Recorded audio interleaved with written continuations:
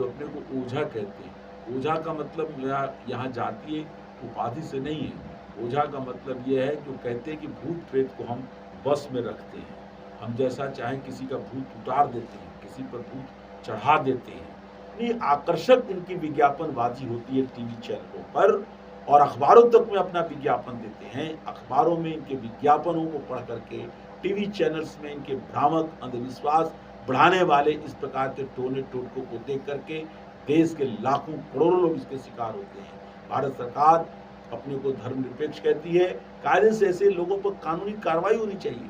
इस मैंने पिछले एपिसोड में इस बात की चर्चा की थी, स्वामी दयानंद की सबसे बड़ी क्रांतिकारी जो उनकी दृष्टि थी, उनका क्रांतिकारी जो उद्घोष था वो ये था कि पुराण वेद के विरुद्ध है। मैं आज के इस चर्चा में ये बताना चाहूँगा कि स्वामी दयानंद ने पुराण और पौराणिक साहित्य का धार्मिक क्षेत्र में धर्म के निर्णय में इतना विरोध क्यों किया, इसके क्या कारण हैं, उसमें से कुछ कारणों की चर्चा आज मैं आपके बीच में करूँगा। पहली बात यह है कि सभी लोग जिनसे भी बात कीजिए, लोग कहते हैं कि हम पाखंड का प्रचार नहीं चाहते हैं, हम अंधविश्वासों को बढ़ाना नहीं चाहते हैं।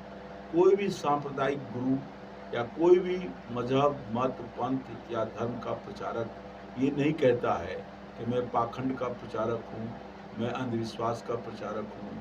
बातों में तो सभी कहते हैं कि पाखंड का हमें विरोध करना है, अंधविश्वास का हमें विरोध करना है, लेकिन करते क्या है? विरोध न करके पाखंड का ही समर्थन करते हैं, अंधविश्वास पर ही बल देते हैं। और ये सारा कार्य पुराणों में प्राप्त होता है। पौराणिक साहित्य स्वयं पाखंडों का और अंधविश्वास का समर्थन करते हैं और उसको प्रोत्साहित करते हैं, जिसका दूर दूर तक वेदों में निशान नहीं है। तो आज मैंने एक सुंदर एक लेख तैयार किया ये पुराणों और पौराणिक साहित्य के आधार पर कि किस प्रकार पुराण और पौराणिक साहित्य पाखंडों का, अंधविश्वासों का समर्थन करते हैं। तो आज की एपिसोड में इसी पर मैं चर्चा करूंगा।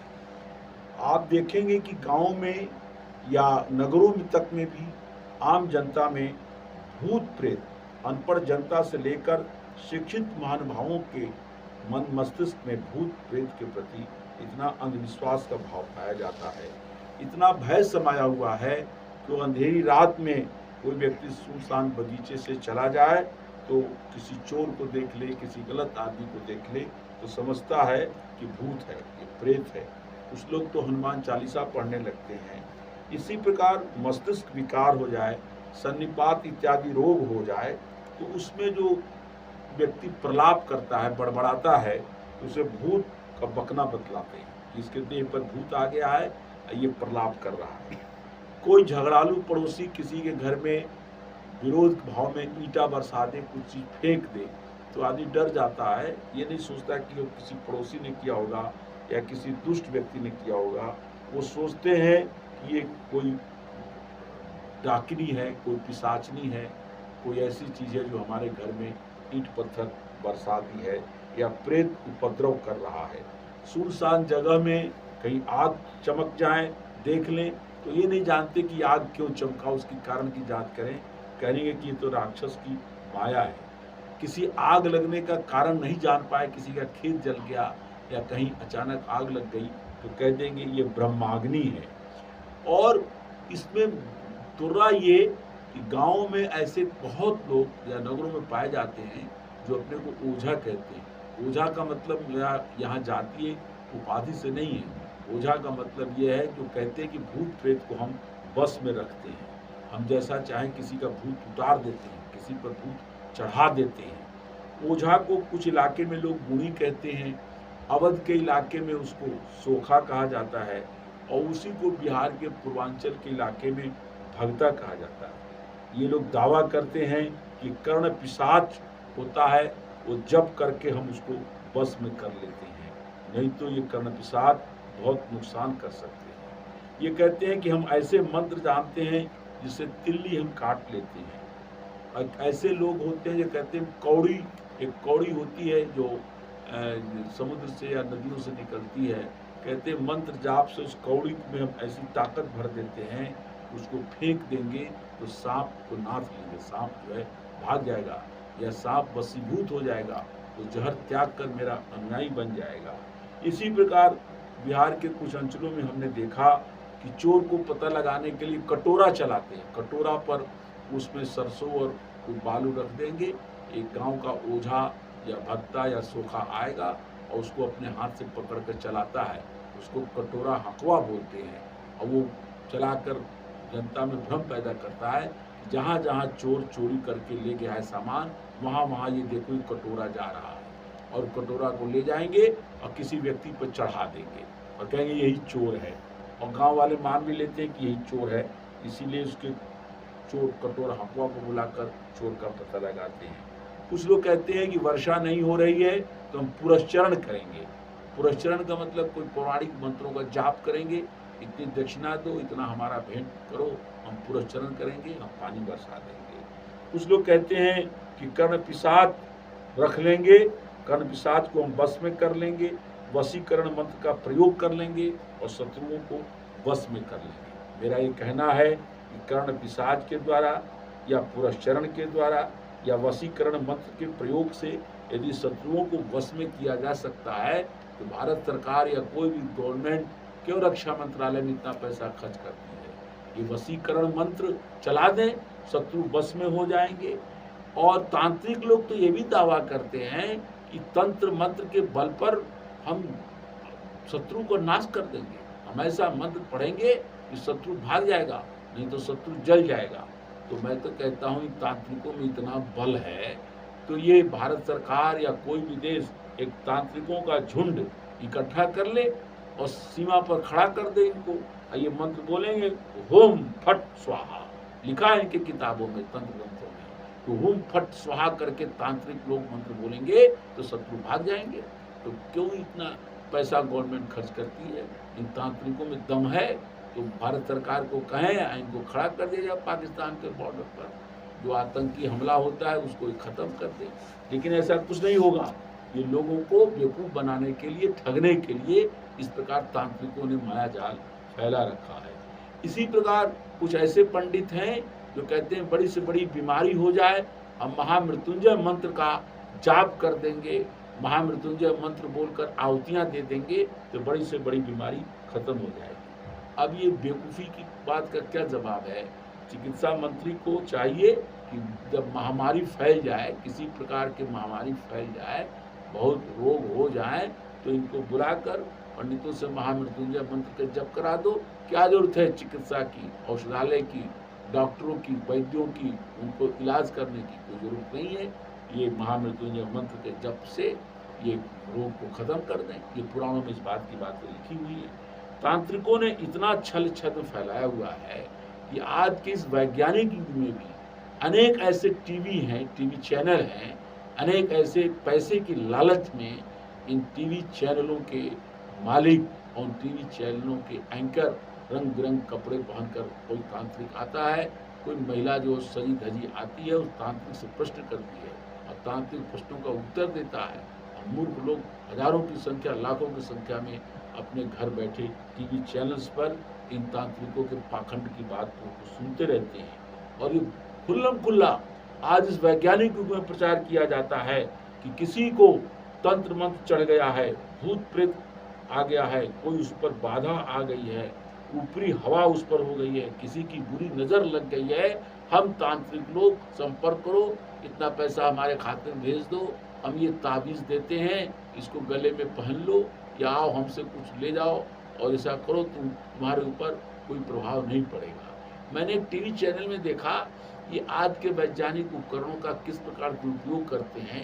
ये दिखाते हैं कि किसी घर में एक बच्चा पैदा हुआ और बच्चा स्वस्थ है, लेकिन उसके ऊपर दिखा देते हैं कि अगल बगल की किसी स्त्री का नज़र, बुरी नज़र पड़ रही है, और उसमें दिखाते हैं कि उसकी आँख से कोई ऐसी रोशनी नीली सी दिखाते हैं, उस बच्चे के ऊपर गिर रही है रोशनी और बच्चा अचानक उस बुरी नज़र से वो बीमार होने लगता है, वो अस्वस्थ हो जाता है। जो अब तक बच्चा स्वस्थ था वो अमुक पड़ोसी किसी डाकिन या किसी को डाइन बोलते हैं लोग, या किसी स्त्री का वो बुरी नज़र लग गई है इसलिए बीमार हो गया है। तो इस बुरी नज़र को दूर कैसे किया जाए, तो विज्ञापन देते हैं कि हमने ये बहुत बड़ा ये बनाया है, एक उसको कहते हैं कि एक हमने एक प्रकार का ये यंत्र बनाया है, उसका नाम भी रख लेते हैं नाना प्रकार के। एक नाम रखा था बाधा मुक्ति यंत्र, ये बाधाओं से मुक्ति दिलाने वाले यंत्र हैं, जिसमें मैंने टोटका किया है, तंत्र मंत्र से इसको सिद्ध किया है। ये तांबे के ताबीज बना हुआ है और इस ताबीज को लाल डोरे से ये हमने बना रखा है, तंत्र मंत्र से सिद्ध कर रखा है। 2100 रुपया या कहीं कहीं कहते हैं 3100 रुपया हमारे इस खाते में, इस अकाउंट नंबर में आप भेज दीजिए। आपको कोरियर से ये हम आपको आना भी नहीं पड़ेगा, आप नहीं आ रहे हैं, मैं आपके घर पर कोरियर से ये हम बाधा मुक्ति यंत्र भेज देंगे। इस बच्चे को गले में बांध दीजिए, अब किसी की बुरी नज़र नहीं लगेगी।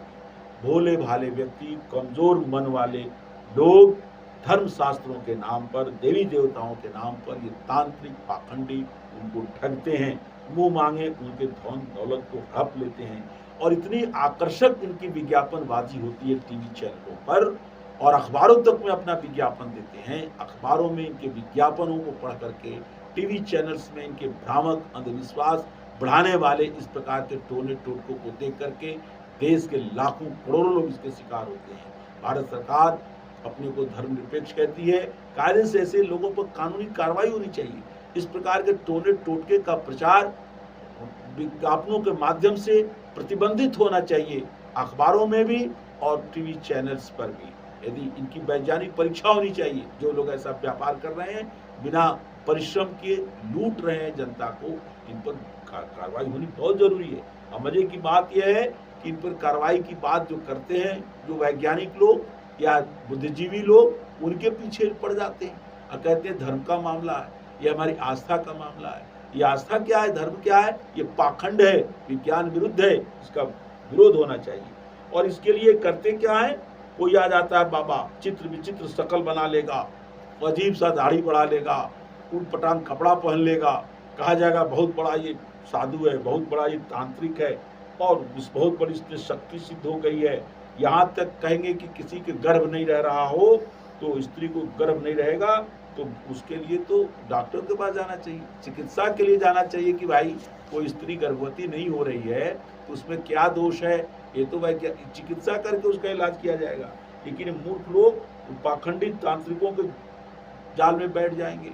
और पाखंडी क्या कहेगा, एक पाखंडी कहेगा कि इसके गर्भाशय के मुख पर द्वार पर सूर्य बैठा हुआ है, और सूर्य देवता को प्रसन्न करने के लिए 12 ब्राह्मणों को 12 दिन तक ओम गृणी सूर्याय नमः इस मंत्र का 6000 बार हम 12 पंडित और 12 दिन तक इस मंत्र का जाप करें। लिखा हुआ है ग्रंथ पौराणिक साहित्य में, जाप करेंगे तो इसके गर्भाशय के मुख पर जो सूर्य बैठे हुए हैं वो दूर हो जाएगा और स्त्री गर्भवती हो जाएगी। यही नहीं, ये इन पाखंडियों को लक्ष्य करके, तांत्रिकों को लक्ष्य करके पटना विश्वविद्यालय में दर्शन शास्त्र के प्रोफेसर थे, बड़े बौद्धिक विचारधारा के व्यक्ति थे, उन्होंने श्लोक बनाया, उनका नाम था हरिमोहन झा। तांत्रिक मांत्रिकश्चैव हस्तरेखा विशारदः शकुनज्यश्च दैवज्यः सर्वे पाखंडिनः स्मृतः। ये पाखंडी जो है, ये उन्होंने पाखंडियों का गणन कर दिया।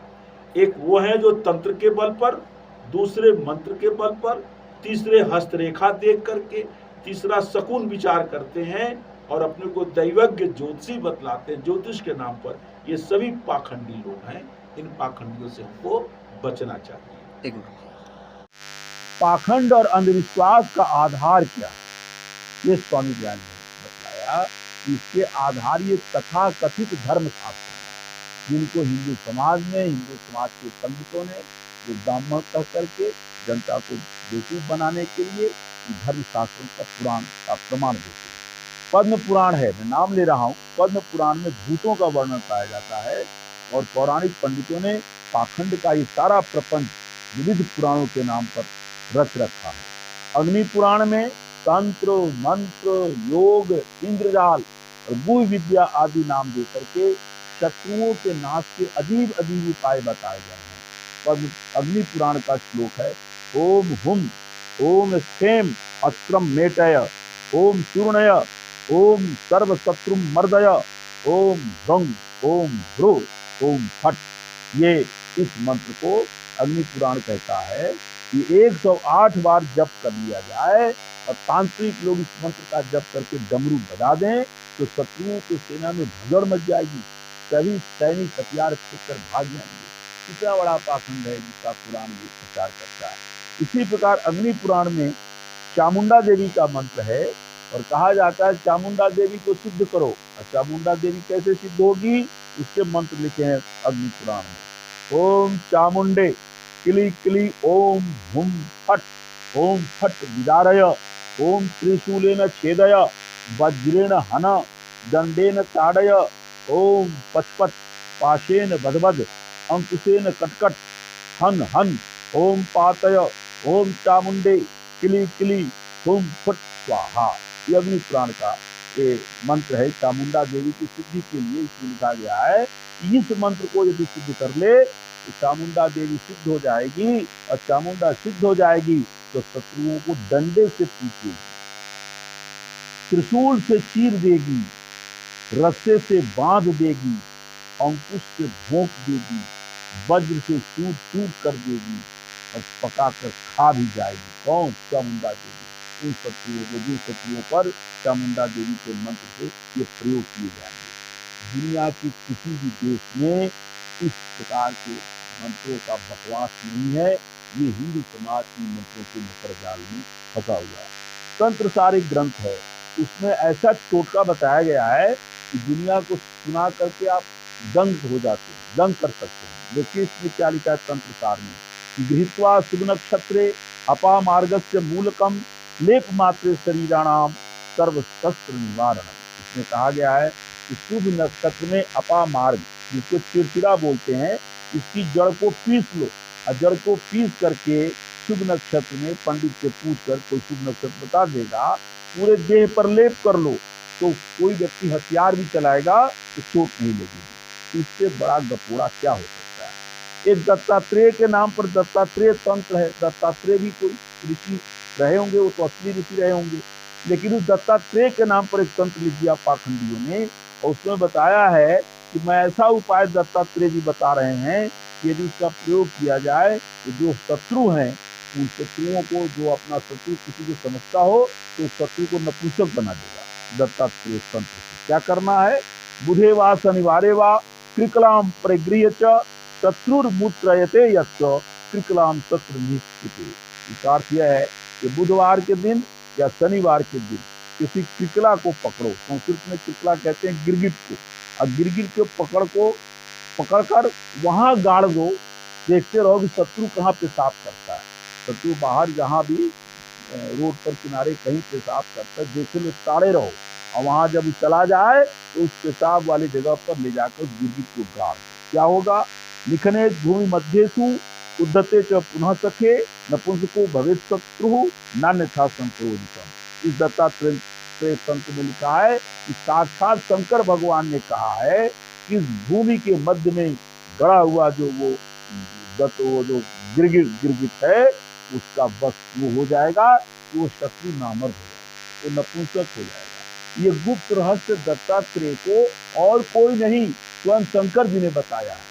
शंकर जी के नाम पर ये लीला करते। शंकर जी बहुत बड़े योगी थे, बहुत बड़े वैयाकरण थे, बहुत बड़े शस्त्र विशारद थे, बहुत बड़े ब्रह्मचारी थे। उनको फिर कभी हम किसी एपिसोड बताएंगे कि वास्तविक जो शंकर थे कितने महामानव थे और शंकर के नाम पर कैसे कैसे गपोड़े उन्होंने लिख रखे हैं। दत्तात्रेय ऋषि कितने अच्छे थे, उनके नाम पर कैसे गपोड़े बना रखे हैं। इस प्रकार शत्रु को नपुंसक करने का विधान पौराणिक साहित्य में मिलता है। यही नहीं, तंत्रसार नाम का एक ग्रंथ है, उसमें लिखा है किसी स्त्री को वश में करना हो तो उसका मंत्र लिखा है कि मंत्र जप लो, वो स्त्री वश में हो जाएगी।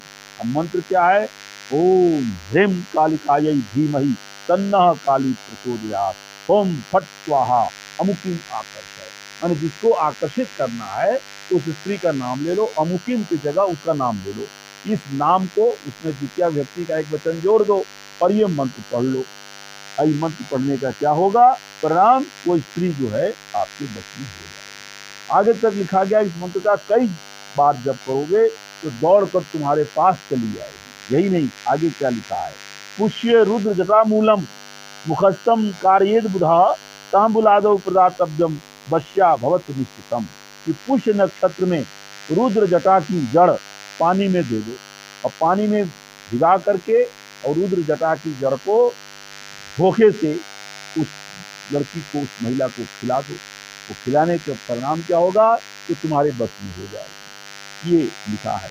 एक चीज और लिखा है, एक तरकीब तो ऐसी लिखी है कि प्रेमिका क्या, सबके सब उसको देखते ही दास बन जाएंगे। एक काम करना है, क्या काम करना है, सफेद आग, जो आग होता है अपवन का पौधा, वो सफेद आग और गोरोचन दोनों को अपने मूत्र में, जिसको भी बस में करना है, दास बनाना है, तो सफेद आग और गोरोचन को अपने मूत्र में पीस लो। अब पीसने के बाद ललाट में उसका तिलक लगा लो। ललाट में तिलक लगा लेने पर जो भी व्यक्ति उस ललाट को देखेगा वो सब आपके दास बन जाएंगे। अर्थात इस तथाकथित मंत्र का भाव ये है कि जो काम किसी मंत्र से नहीं हो सकता वो मूत्र से हो जाएगा। इस मूत्र को में पीस करके सफेद आग और गोरोचन को अपने लगा लो। और ये बात मैं अपने मन से नहीं कह रहा हूँ, तंत्र सार में लिखा है श्वेत आर्क रोचना युक्तम आत्ममूत्रेण प्रेषयेत ललाटे तिलकम कृत्वा त्रैलोक्यम शोभयेत क्षणम दृष्ट मात्रेण तेनैव सर्वो भवति किंकरः। उस ललाट पर लगे हुए उस लेप को कोई देखेगा तो सब के सब आपके किंकर दास बन जाएंगे। इसी तंत्र सार में ये लिखा है कि गधे की चर्बी, देखिए कैसे कैसे बकवास लिखा, गधे की चर्बी, हड़ताल और मनसिल, इसको मिला करके तिलक कर ले तो लंकेश्वर की तरह राजा बन जाए। जैसे लंका का राजा रावण बन गया था, इस प्रकार ये गधे की चर्बी को, हड़ताल को और मंसिल को मिला करके पीस करके सिर में तिलक लगा ले। तंत्रों में ऐसी ऐसी बातें, ऊल जलूल बातें लोगों को उल्लू बनाने के लिए लिखी गई हैं, इसलिए अपना उल्लू सीधा करने के लिए बातें लिखी गई हैं। और ये बातें गर्दभस्य वसायुक्तम, जो अभी मैंने कहा वो कहाँ लिखा है उसका मैं श्लोक बोल रहा हूँ, गर्दभस्य वसायुक्तम हरितालम मनः शिला ये भी सुतिलकम कृत्वा यथा लंकेश्वरो नृप। इसका अर्थ मैं पहले बता चुका हूँ। इस प्रकार पौराणिक पंडितों ने कल्पना में और जल्पना में विश्व का रिकॉर्ड तोड़े हुए हैं, ऐसी ऐसी गप्पे मारे हुए हैं। मनुष्य तो क्या, इनके पुराणों में गौएं भी तंत्र मंत्र जानती थी। कपिला गौ के बारे में ब्रह्मवैवर्त पुराण में लिखा गया है, अलौकिक शक्ति दिखाई गई है कि कपिला गौ में। कपिला गौ कैसी होती है, निर्गता कपिला वक्त्रात त्रिकोटि खड्गधारिणा। कपिला गौ के मुंह से त्रिकोटि खड्ग, 3 करोड़ तलवार वाले निकल गए। विनृष्टा नासिकाया सूर्यना पंचकोटया, और कपिला गौ के नाक से 5 करोड़ भाले वाले निकले। विनिश्रता लोचनाभ्याम सतकोटि धनुकरा, और उसकी आंखों से सतकोटि 100 करोड़ धनुष बाण वाले निकले। वक्षस्थलान निहृता च कोटिशः दंडधारिणा, और उस कपिला गौ के थन से, वक्षस्थल के थन से कितने निकले, तो लिखा कि कोटिशः दंडधारी, 1 करोड़ डंडा लिए वाले लोग निकल पड़े, करोड़ों डंडा वाले लोग निकले। विनिश्चिता पातलात, और उसके पैरों से वाद्य घंटा कोटिशः, बाजा बजाने वाले लोग उसके खुर से निकले, कपिला गौ के। विनिता गुदेशात कोटिशो म्लेच्छ जाते हैं, और गुदा मार्ग से, कपिला गौ के गुदा मार्ग से 1 करोड़ म्लेच्छ निकल पड़े। ऐसी ऐसी गपोड़े लिख करके हिंदू समाज को पाखंड और अंधविश्वास में जड़ीभूत बना रखा है। इन ग्रंथ ग्रंथों का कितना बड़ा प्रभाव, ऐसा मत सोचिए कि इसका प्रभाव नहीं है, आज तक इसका प्रभाव है। और 1 अरब 40 करोड़ के देश में लाखों लोग इसके शिकार बनते हैं। अत्यंत ग्रंथों का एक बहुत बड़ा प्रभाव मैं आपके सामने बता रहा हूँ कि दीपावली जब आती है तो दीपावली के आसपास उल्लुओं के दाम महंगे हो जाते हैं। उल्लू को लोग खरीदने चल पड़ते हैं, और कहीं से पकड़ पकड़ के उल्लुओं को लोग मुमाने दाम पर उसको बेच देते हैं। अब जो खरीदता है वो क्या करता है, दत्तात्रेय में लिखा है तो उस उल्लू को बलि दे दो। बलि देने के पहले उल्लू को बलि दे करके कपाल, उसके कपाल से उसके अंदर चर्बी है उस घी को निकालो और उसका काजल बना लो, और काजल बनाकर आंख में लगा लो। उल्लू के कपाल पे उसके चर्बी से घी बनाकर और काजल लगाकर, तो कहते हैं कि इसका ये लाभ होगा कि रात्रि के अंधकार में भी आदमी पुस्तक पढ़ने लगेगा। मैं समझता हूँ कि ऐसे टोटके जो लिखे गए हैं वो मनुष्य नहीं, मनुष्य रूपी उल्लुओं के लिए है। वो मनुष्य नहीं है, उल्लू है जो इसका प्रयोग करते हैं। यही नहीं, आप देखिएगा उल्लुओं की, उल्लू कस्य कपाले न गिरते न आहत कज्जलम तेन नेत्रांजनम कृत्वा रातो पठति पुस्तकम। और यही कारण है कि आज भी दीपावली के दिन तांत्रिक लोग उल्लू बेचते हैं या उल्लू रखे रहते हैं। लोग जाते हैं उनके पास, उल्लू के शरीर से एक बाल निचोड़ेगा, वो फाड़ लेगा, उसका ताबीज बनाया रहता है। कहता है ये ताबीज में उल्लू के बाल हैं, इसको अपने गले में बांध लो और उसका नाम रखते हैं सिद्धिदाता यंत्र। जो कार्य तुम्हारा सिद्ध नहीं हो रहा है, मुकदमा हार रहे हो या कोई भी काम नहीं बन रहा है, तो इसको गले में बांध लो, तुम्हारे जो सिद्धि हो जाएगी। इस प्रकार उल्लुओं का पौराणिक पाखंडित पंडितों ने यहीं तक नहीं रुके हैं, ये दातून पर, कोहड़ा पर, कद्दू पर भी अद्भुत रिसर्च किए और ये लिख डाला द्वादशांगुल विप्राणाम क्षत्रिया नाम नवांगुलम चतुरांगुल नामे न नारी नाम विदुरुच्यते।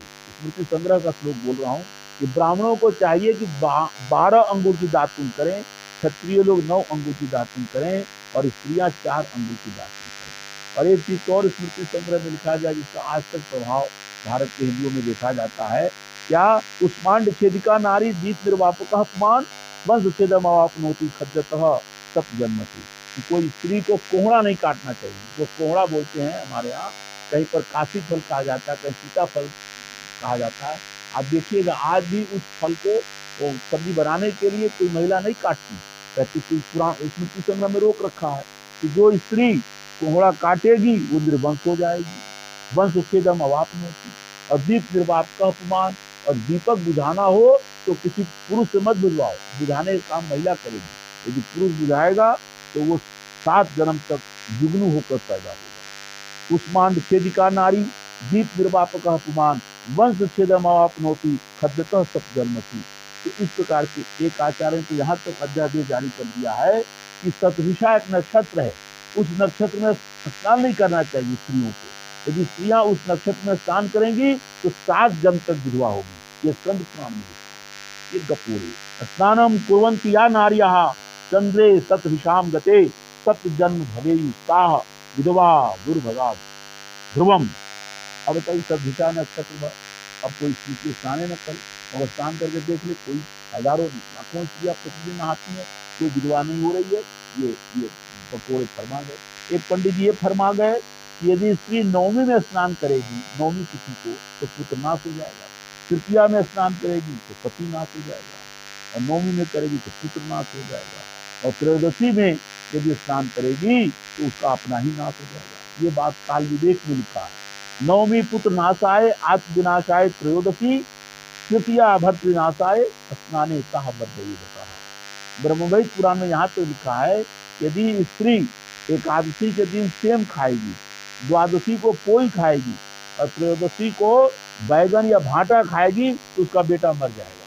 कितने कितने लोगों को डराने वाली बात होती है। मैं अपने मन से नहीं बोल रहा हूँ, ब्रह्मवैद पुराण का श्लोक बोल रहा हूँ। एकादश्याम तथा सिन्वी द्वादश्याम पूतिका तथा त्रयोदश्याम तु वार्ता की भक्षणम पुत्रनाशनम। वही अधिकार मैंने पहले बताया। इन तथा कथित शास्त्रों की वचनों की न तो कोई परीक्षा करता है, न करने की जरूरत समझता है। आंख मूंद कर लोग मानते चले जाते हैं।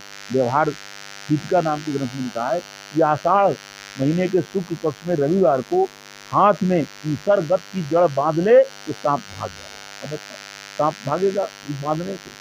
सबसे ऊटपटांग नियम तो स्त्रियों के लिए बनाए गए हैं।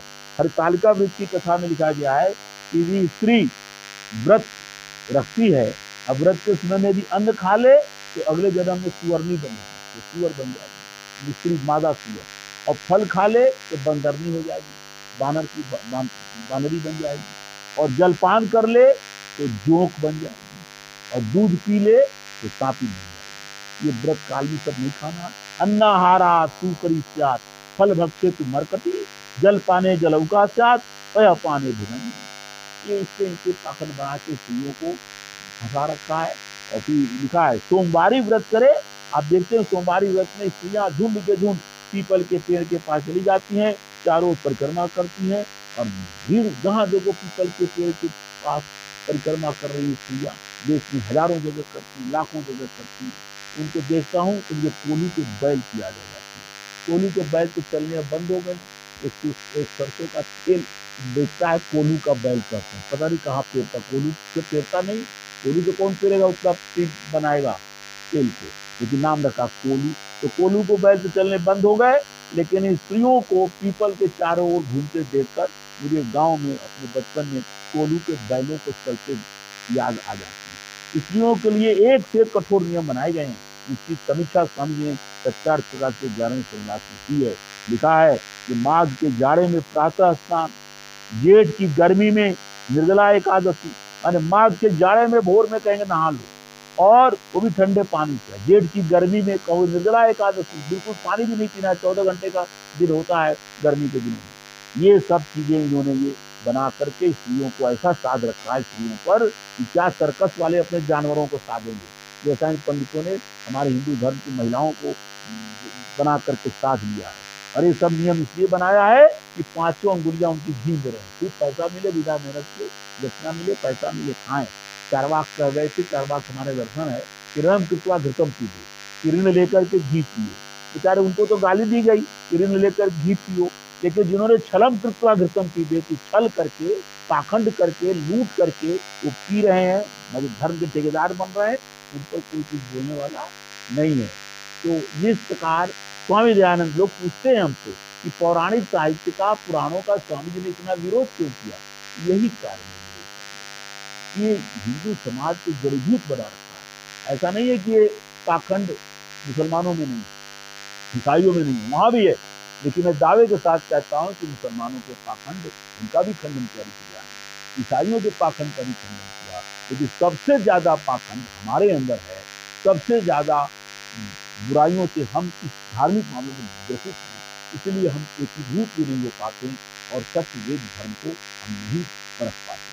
यही कारण है कि वेदों का प्रचार तो मुक्त है, कोई स्त्री वेद, हजारों लाखों में कोई स्त्री मिलेगी जो वेद पढ़ती है, वो पता यही पुराणों को, यही ग्रंथों को पढ़ती है, यही पंडितों को सुनती है, उसी को धर्म समझ के उसी प्रकार का रिचुअल या कर्म काम करने लगती है। जिसको स्वामी ज्ञान ने स्थान दिलाया कि ये सब मत करो, फिर पंच महायुद्ध करो, संध्या करो, गायत्री मंत्र जप करो, गायत्री का भी रोक दो, संध्या भी रोक दो।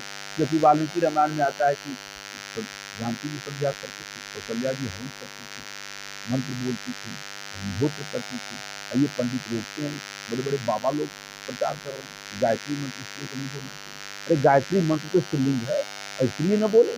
21 ऋषिकाएं हैं ऋग्वेद के अंदर, जिन्होंने मंत्रों का दर्शन किया, लेकिन पाखंडी क्या जाने, पुराण की कथा बांटने वाले न वेद पढ़े, न वैदिक साहित्य पढ़े, न स्वामी दयानंद को पढ़े, और न पुराने ऋषियों के ग्रंथ पढ़े, पाखंड की माया जाल में फंसा रखा है लोगों को।